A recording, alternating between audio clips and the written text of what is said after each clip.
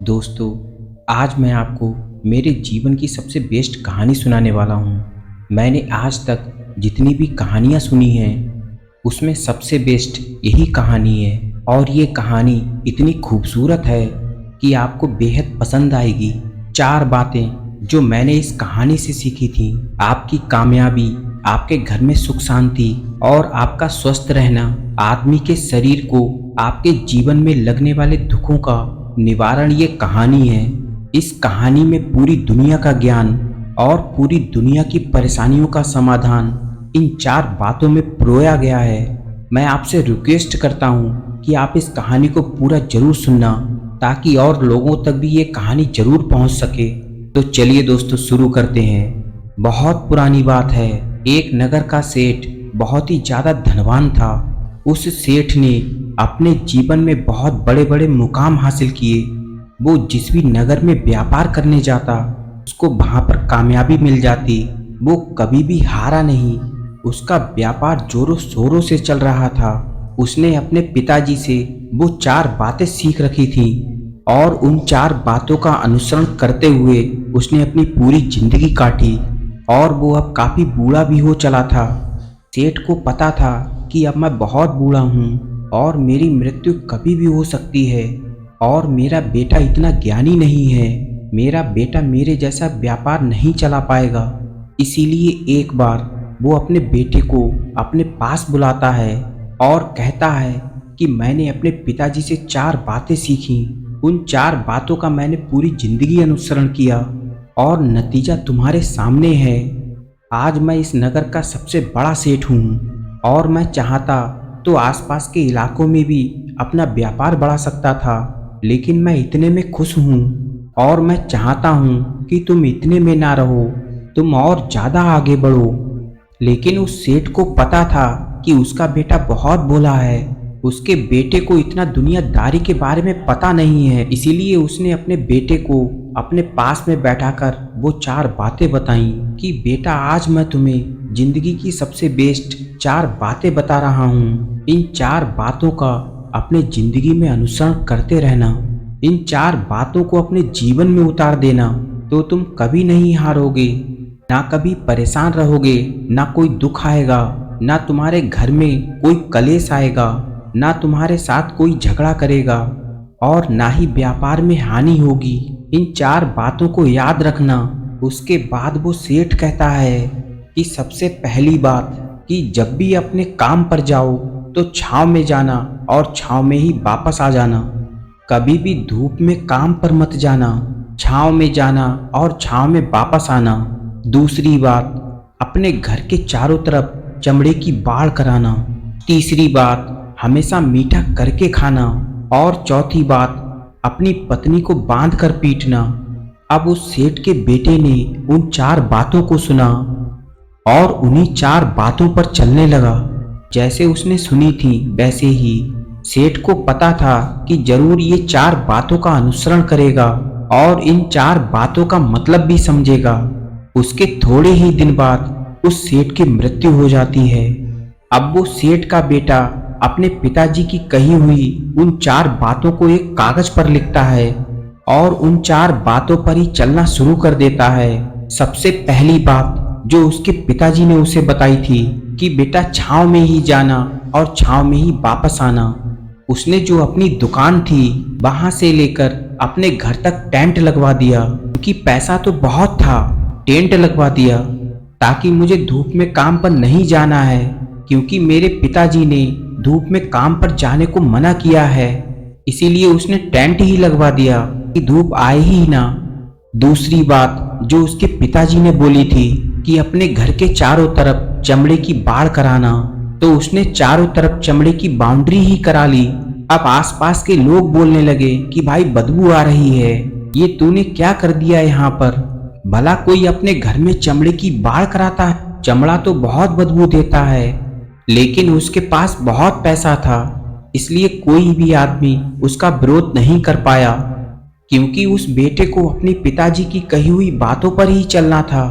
तीसरी बात कि मीठा करके खाना। इसीलिए वो हर रोज अपनी बीवी से मीठा भोजन ही बनवाता।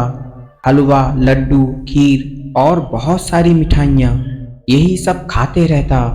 और चौथी बात कि अपनी पत्नी को बांध कर पीटना, और अब वो अपनी बीवी को बांध कर ही पीटता, कभी भी ऐसे हाथ नहीं उठाता। अब धीरे धीरे सेठ के बेटे का जीवन पूरी तरह बर्बादी की ओर चला गया, क्योंकि चार बातें जैसे उसके पिताजी ने बताई थीं वैसा वो नहीं चल पा रहा था। वो समझा ही नहीं था कि आखिर उसके पिताजी क्या कहना चाहते हैं। अब वो अपनी मर्जी होती तो दुकान पर जाता, अब उसका व्यापार धीरे धीरे ठप होता चला गया। दुकान को टाइम टू टाइम खोल ही नहीं पाया, जब चाहता तो खोलता, जब चाहता तो बंद कर देता। ऐसा करते करते उसके सारे ग्राहक टूट गए, उसका व्यापार पूरी तरह ठप हो गया। उसके पिताजी ने जितना व्यापार जमा कर रखा था वो पूरी तरह बर्बाद हो गया। दुकान बहुत धीरे चलने शुरू हो गई और उस चमड़े की बाढ़ के कारण आसपास में बहुत बदबू फैल गई। इसीलिए उसके घर के आसपास में जो पड़ोसी रहते थे वो भी उसको अब छोड़कर चले गए, और उसके घर में कोई आता भी नहीं था। आता भी कैसे भला? चमड़े की इतनी बदबू आती थी कि उसके घर में अब कोई मेहमान नहीं आते, और हमेशा ही मीठा भोजन करके खाता। उस चक्कर में उसने अपना पूरा शरीर ही बेकार कर दिया।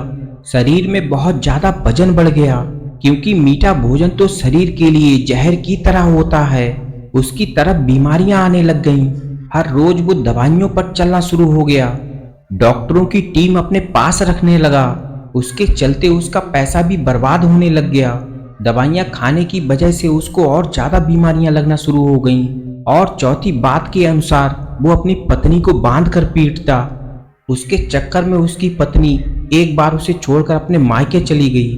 अब वो वापस आने का नाम ही नहीं ले रही। भला कोई आदमी अपनी पत्नी को बांध कर पीटता है क्या? तो भला वो औरत उसके साथ कैसे रहेगी? अब वो सेठ के बेटे का जीवन पूरी तरह बर्बाद हो गया, कुछ भी नहीं बचा उसके पास। इसी को एक बार वो सोच रहा था, और उसने कहा कि मेरे पिताजी ने मुझे कैसी गलत बातें सिखाई, मेरा पूरा जीवन बर्बाद हो गया। भला कोई बाप ऐसा करता है अपनी औलाद के साथ? मुझे ये बातें क्यों सिखा कर गए कि मेरा पूरा जीवन बर्बाद कर गए? भला वो तो मुझे ये कह रहे थे कि ये बातें तो मैंने अपने पिताजी से सीखी थी। भला इन बातों पर चलकर जीवन कैसे अच्छा जिया जा सकता है? ये बातें तो साफ बता रही हैं कि ये बातें गलत हैं, और मैंने भी मूर्खतापूर्वक अपने पिताजी की बात मान ली। वो ऐसे ही विचार करता रहता और हर रोज परेशान होता रहता कि कैसे गलती से मैंने अपने पिताजी की बातें मान ली।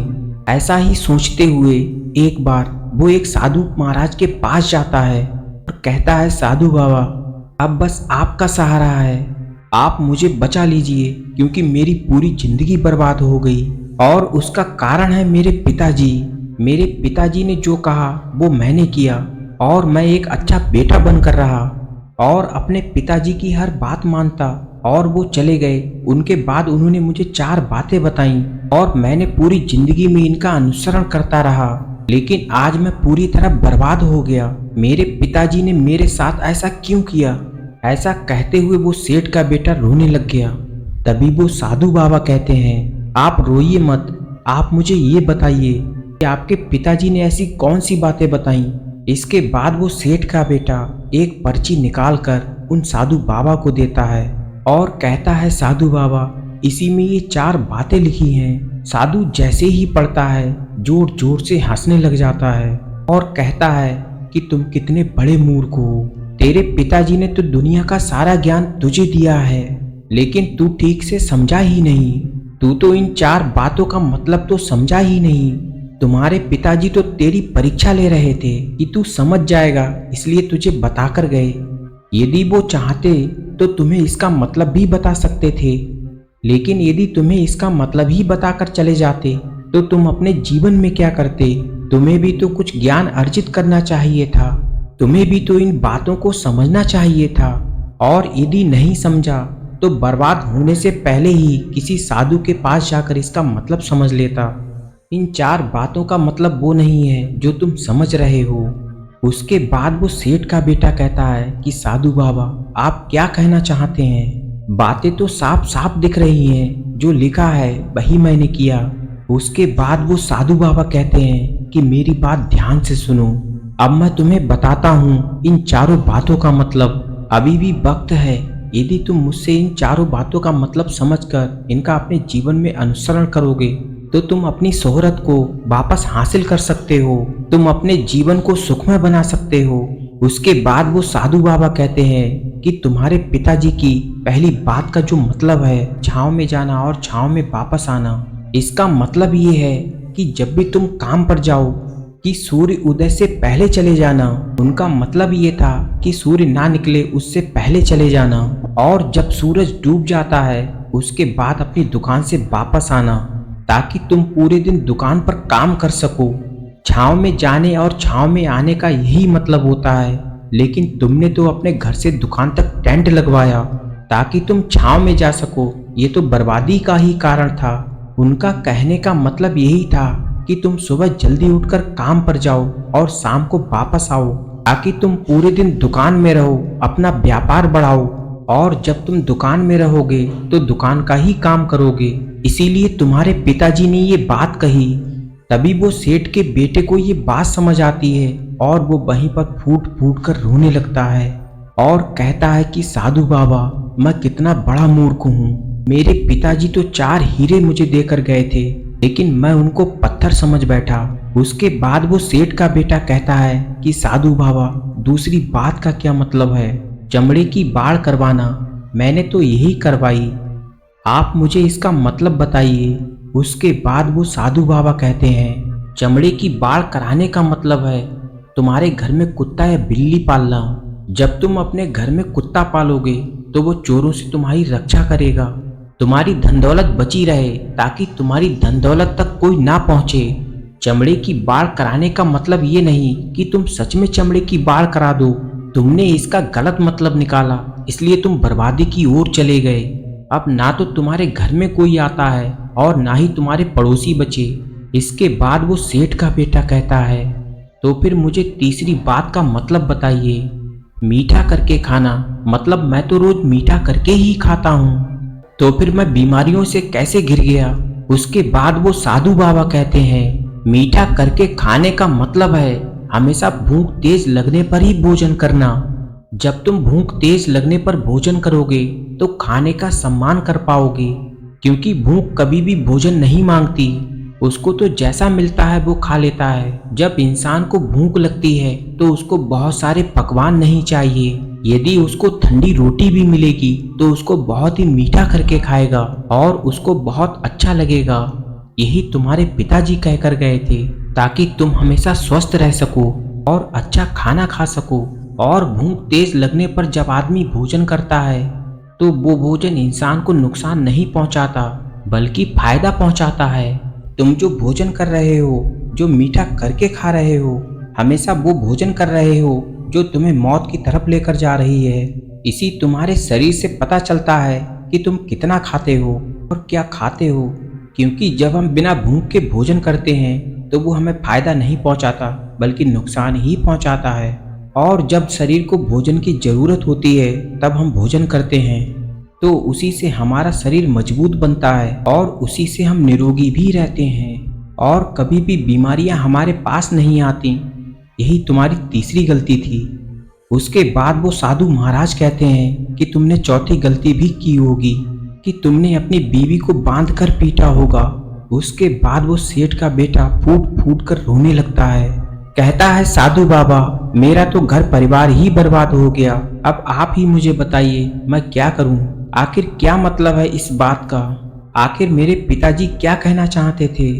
उसके बाद वो साधु महाराज कहते हैं कि अपनी पत्नी को बांधकर पीटने का मतलब है, जब तुम्हारी पत्नी के साथ यदि तुम्हारा झगड़ा हो जाए तो उस पत्नी पर तब तक हाथ मत उठाना जब तक कि उसकी कोई औलाद ना हो जाए। जब तक उसकी औलाद नहीं होती है तब तक स्त्री कहीं भी उड़ सकती है। जब एक स्त्री की औलाद हो जाती है तब वो एक रिश्तों में बंध जाती है। उसके बाद तुम भले ही उस पर हाथ उठा सकते हो, वो तुम्हें छोड़कर कभी नहीं जाएगी। वो तुम्हें छोड़ देगी लेकिन तुम्हारी औलाद को कभी नहीं छोड़ेगी। इसीलिए तुम्हारे पिताजी कहना यही चाहते थे, और इसका ये मतलब नहीं कि तुम अपनी पत्नी पर हाथ उठाओ। कोई भी इंसान तुमसे जुड़ा हो, यदि वह तुम्हारे साथ गलत कर रहा हो तो उसको बांधने की कोशिश करो। ऐसी बातों में बांधो कि वो तुम्हें कोई भी नुकसान ना पहुंचा सके, वो ना कर सके जो तुम्हें गलत लग रहा हो। और अपने रिश्तों पर भी यही बात बैठती है। रिश्ते जब तक बंधते नहीं हैं तब तक तुम उसके साथ कुछ भी गलत मत करना, उसके साथ अच्छे से पेश आना। और रिश्ता जब एक बार बंध जाता है उसके बाद तुम अच्छे से पेश भी नहीं आओगे तो भी वो रिश्ता तुम्हें छोड़कर नहीं जाएगा। और तूने अपनी जिंदगी की सबसे बड़ी गलती की, अपनी पत्नी को बांध कर पीटने की, और इसी वजह से तेरी पत्नी तुझे छोड़कर चली गई। और यदि तुम आज से इन 4 बातों का अनुसरण करते हुए, ये हमारी जिंदगी की हर परेशानियों का एक हल है, किसी भी तरीके से देख सकते हो। यदि तुम्हें कामयाबी चाहिए तुम्हें बहुत मेहनत करनी पड़ेगी। सूर्य जब निकलता है उससे पहले तुम्हें घर से निकलना होगा और तुम्हें काम करना होगा, और हमेशा ही तुम्हें चौकन्ना रहना होगा ताकि तुम्हारी धन दौलत को कोई छीन ना सके, तुम्हारे रिश्तों पर कोई ठेस ना पहुंचा सके। और हमेशा ही अच्छा भोजन करना ताकि तुम स्वस्थ रह सको और जितनी तुम्हें सांसें मिली हैं उसको खुशी खुशी जी सको। पुराने रिश्तों को हमेशा बांध कर रखना, कभी भी उन्हें खुला मत छोड़ देना। यदि तुम आज से ही इन बातों का अनुसरण करते हो तो वापस अपनी शोहरत को हासिल कर सकते हो, वापस अपना व्यापार बढ़ा सकते हो।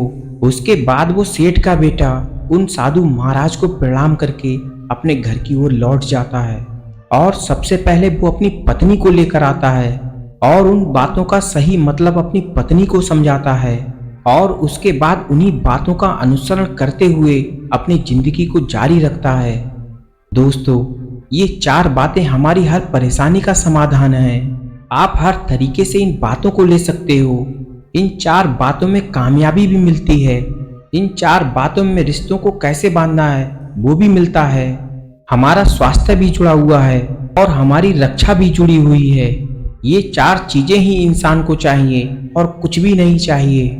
और यदि इन 4 बातों का इंसान अपने जीवन में अनुसरण करता है, यदि इन 4 बातों पर चलता है, तो मुझे नहीं लगता कि किसी इंसान को कोई परेशानी आ सकती है या वो अपनी जिंदगी में कुछ कर नहीं सकता। वो सब कुछ कर सकता है। ये बातें एक मुहावरे के हिसाब से कही गई हैं, लेकिन हर कोई इन बातों को समझ नहीं सकता। इसीलिए मैंने इन बातों को डिटेल से समझाया और मुझे उम्मीद है कि ये कहानी आपको जरूर पसंद आई होगी। पसंद आई है तो वीडियो को लाइक और चैनल को सब्सक्राइब जरूर कर देना। मिलते हैं अगली वीडियो में, तब तक के लिए अपना और अपनों का ख्याल रखें। धन्यवाद।